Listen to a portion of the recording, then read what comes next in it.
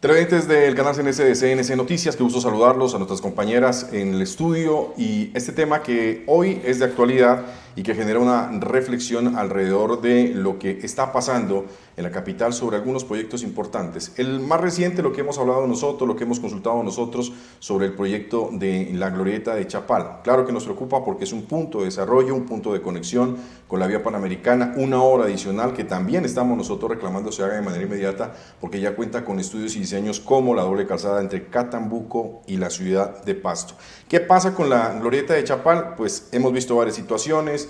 Hay una invitación al Consejo de Pasto que genera una reacción entre la ciudadanía, entre los mismos cabildantes y por supuesto nosotros que estábamos pendientes del desarrollo de la obra. Una obra que inició el 6 de diciembre del año 2021, debió entregarse en 6 meses, 7 meses exactamente, en el mes de julio de 2022, tiene unos retrasos, unos incumplimientos por parte de la firma contratista, el Consorcio Galilea, que también ya lo hemos mencionado acá, y que hoy está ya a la expectativa de lo que puede ser a futuro la recuperación, no solamente del proyecto de infraestructura, sino también la terminación como tal de ese corredor vial. Está con nosotros el asesor jurídico de Avante, el doctor Cástulo Cisneros. Él hizo la exposición en el Consejo de Pasto de lo que venía sucediendo y claro, hay varias situaciones que todavía necesitan un poco más de claridad y sobre todo espacio para que ellos lo puedan entregar y la ciudadanía lo pueda entender. Doctor Cástulo, qué gusto tenerlo acá. Muchísimas gracias, Pablo, por la invitación y poder explicar sobre este tema que ha traído tantos inconvenientes a nuestra ciudad. Oiga, ¿por qué se dio esto al final así? Y la gente se pregunta, ¿por qué no se pudo reaccionar de otra manera? Y nosotros entendemos el debido proceso, pero no se pudo reaccionar de otra manera porque al final esto terminó complicando el tema de tránsito vehicular, pero también de la ciudadanía en ese punto. Sí, bueno, hay que decir varias cosas, ¿no? Lo primero es que el contrato se adjudica en el mes de septiembre del año 2021. Por el sector es muy complejo el tema del plan de manejo de tráfico, lo que se conoce como PMT. Ese desarrollo lo tiene que hacer el contratista y presentarlo ante la Secretaría de Tránsito de la Alcaldía del municipio de Pasto. Lo hizo en el mes de octubre y fue aprobado a finales de noviembre. Ello ya provocó que el contrato se iniciara o existiera acta de inicio en el mes de diciembre del 2021. No obstante que por las fechas decembrinas, las fiestas que tenemos en nuestra ciudad, y también porque en esa época normalmente el suministro de materiales disminuye, ese contrato ahí sufrió una suspensión en el mes de diciembre y se reanudó a mediados del mes de enero del 2022. Ese plazo de suspensión normalmente se le devuelve al final al contratista. Eso para aclarar que el contrato en principio no terminaba en el mes de julio, sino un mes más. En agosto. En agosto. ¿Qué es lo que sucedió? El contratista inició con la ejecución de la obra. No obstante, el contratista empezó a mostrar unos rendimientos muy bajos, o sea, tenía 2, 3 frentes de trabajo, pero sus rendimientos eran muy bajos técnicamente.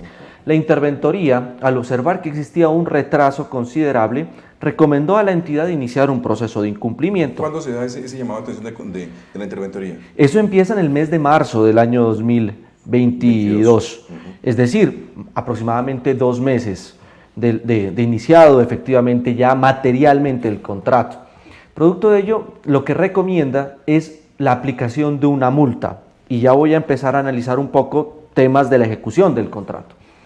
Se citó al contratista para que rindiera sus descargos y como uno de sus argumentos que manifiesta es que supuestamente o presuntamente existía una falta de planeación por parte de la entidad de cara a lo que él debía ejecutar. Él debe ejecutar 4 fases. Las 2 primeras fases están relacionadas con la glorieta en estricto sentido. La fase número 3 está relacionada con un puente y la fase número 4 con todo el espacio público, que son un par de plazoletas y unos andenes. ¿Qué es lo que sucedió? Pues él estaba retrasado en la fase 1. Ello le impedía continuar con la fase 2, 3 y 4. Entonces, dentro de ese desarrollo, él formula una solicitud, del proceso de incumplimiento, él formula una reprogramación de las labores. Esa reprogramación convoca que la entidad analice qué es lo que había sucedido ya materialmente en obra, donde se encontró, en primer lugar, unas dificultades en lo que tiene que ver con unas redes de acueducto y alcantarillado que fueron puestas por Empopasto y adicionalmente unas redes que estaban relacionadas con Movistar, que implicaban eso tiene que ver con red de internet de fibra óptica, Sí.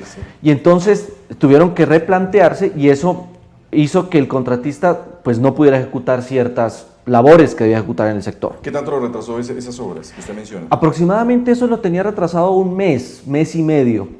¿Qué fue lo que hizo justamente la entidad? Al ver que eso es un componente externo a la entidad y también al contratista, le hizo una prórroga en tiempo devolviéndole ese tiempo. Ya. Adicionalmente, durante los meses de mayo y de abril, existieron grandes lluvias, o sea, problemas de tiempo que también le afectaron al contratista y obviamente la ejecución de la obra.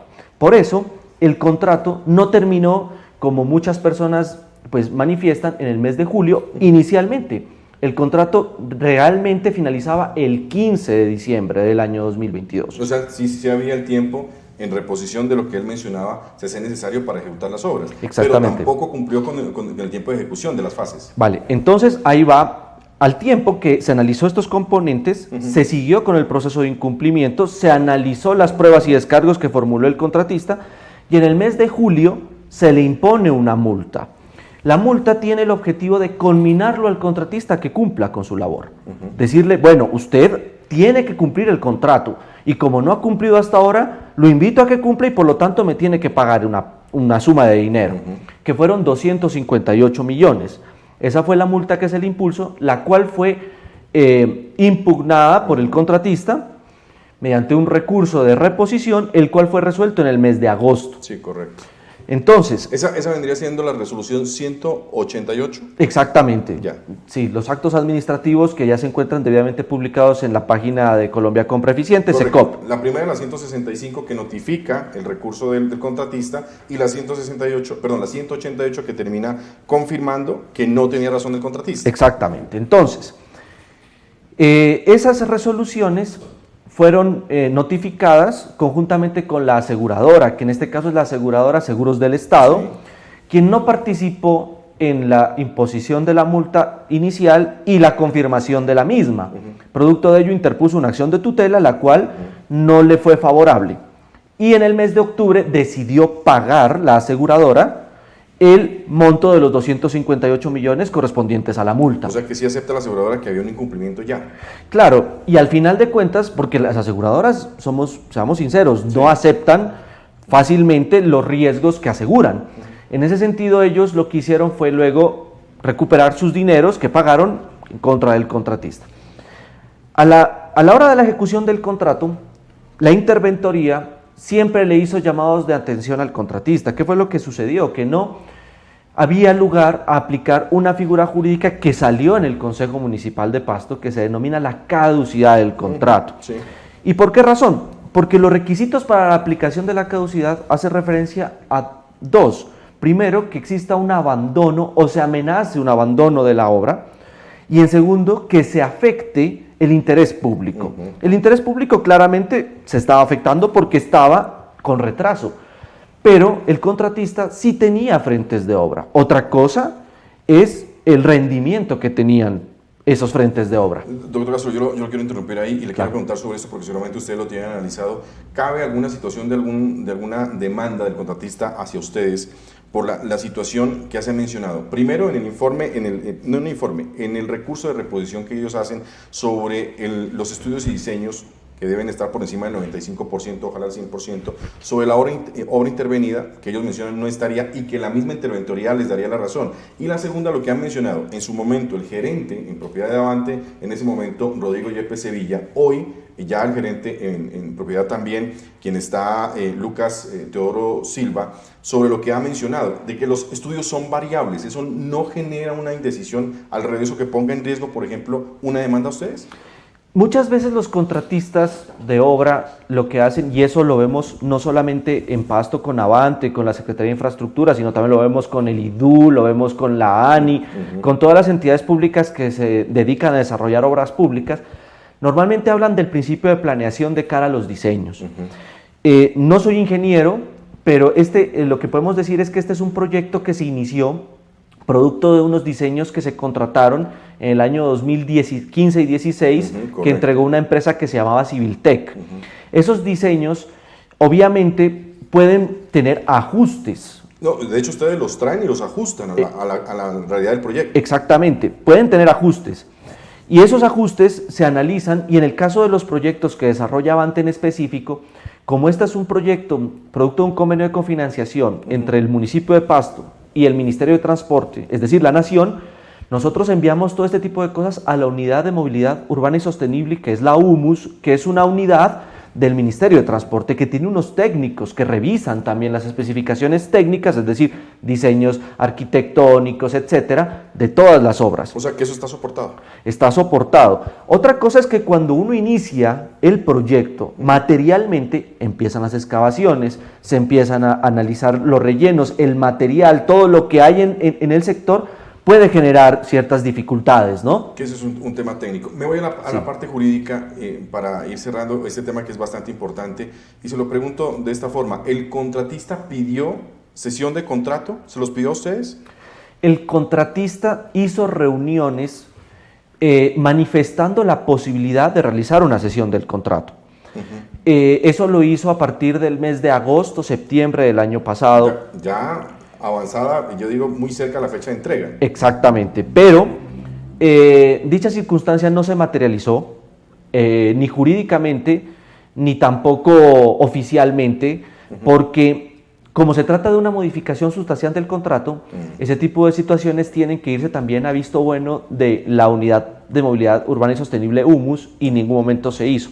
Pero quisiera detenerme un poquito con lo de los diseños, porque esos ajustes se dieron, pero ya quedó un plan definitivo, digamos, de cómo debía desarrollarse la labor. Que le permitía desarrollar la obra. Exactamente, ¿y cuál es el problema? Él cuestiona mucho lo que tiene que ver con el puente, que efectivamente se estaba trabajando, pero él nunca logró superar ni la fase 1 ni la fase 2. O sea, y entonces, nunca intervino. Claro, y usted se imagina que él lo hubiera intervenido. En este momento lo que tendríamos es un puente demolido, un sector totalmente, digamos, desconectado, porque él definitivamente no iba a lograr ejecutar el contrato.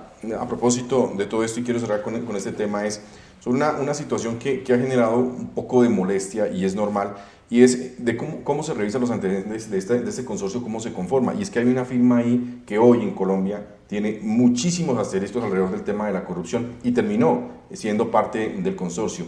¿Se verificó esto? ¿Cómo lo vieron ustedes? Y al final fue una sorpresa que genere tanto ruido en una situación como la que se dio en los últimos días.